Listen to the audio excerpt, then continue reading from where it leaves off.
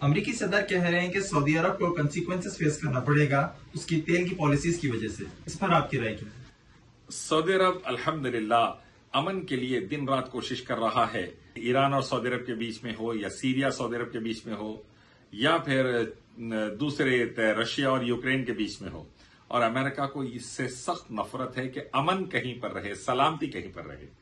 آج جو امن و سلامتی کا ایک بہت بڑا کانسیپٹ چل پڑا ہے جس میں چائنا کا ایک بڑا رول ہے، اور نیشنز آپس میں لڑنے بھیڑنے سے اوائڈ کر مل کر آگے بڑھنے کو ترجیح دے رہے ہیں اور امن ایگریمنٹ، سلامتی کے ایگریمنٹس کر رہے ہیں، یہ امریکن لیڈرشپ کو سخت ناگوار ہے اور امریکن میڈیا کو بھی ناگوار ہے۔ ایکچولی اس کا ریزن یہ ہے کہ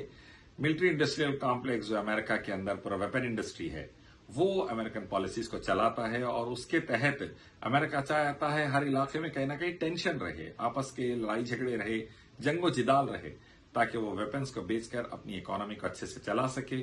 چاہے افریقن نیشنز ہو، چاہے سعودی عربیہ ایران ہو، چاہے سعودی سیریا ہو، چاہے چائنا تائیوان ہو، چاہے نارتھ کوریا ساؤتھ کوریا ہو، چاہے انڈیا پاکستان ہو۔ امریکہ کو کبھی پسند نہیں کہ آپس میں امن سلامتی رہے۔ اگر امن و سلامتی رہے گی تو ان کے ویپنز کون خریدے گا؟ سب مل کر پھر آپس میں خوشی سے رہیں گے، اور یہ چیز امریکن ملٹری انڈسٹریل کمپلیکس کے پالیسیز کے خلاف ہے۔ اسی لیے امریکن پریزیڈنٹ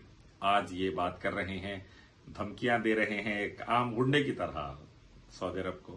جو کہ اچھی بات نہیں ہے۔ میں کہنا چاہتا ہوں، اللہ فرماتے ہیں قرآن میں، الفتنۃ اشد من القتل، فتنہ قتل سے زیادہ بربادی لاتا ہے۔ امریکن پریزیڈنٹ فتنے نہیں کرنا چاہیے۔ امن و سلامتی کا، خیر کا جو نیا دور سعودی عرب کی بہترین پالیسیز کی وجہ سے، اور ایران کے ساتھ سعودی کے ایگریمنٹ کی وجہ سے، یا یو اے ای اور اسرائیل کے بیچ میں ایگریمنٹ کی وجہ سے، یا پھر چائنا کے بہترین افریقن نیشنز میں رول کی وجہ سے جو امن و سلامتی آ رہی ہے، اس کا ساتھ دینا چاہیے امریکن پریزیڈنٹ، نہ کہ اس کے خلاف محنت کرے۔ اور یاد رکھیے، اس کے لیے ابراہمک اکارڈ، جس میں قرآن، بائبل، ویدا، گیتا اور تلمود، مسند سے اور دوسرے تمام دھارمک کتابوں سے سب کا مالک رب اللہ ایک ہے، اسی کی عبادت اور آخری نبی محمد صلی اللہ علیہ وسلم کی اطاعت کا جو ماشاءاللہ ایک کانسیپٹ اور دروازہ کھلا ہے، اس کو فالو کرنا چاہیے۔ آپس کے لڑائی جھگڑے فتنوں سے بچنا چاہیے، اور دنیا کو ایک امن و سلامتی کی طرف امریکہ لے کے جانا چاہیے،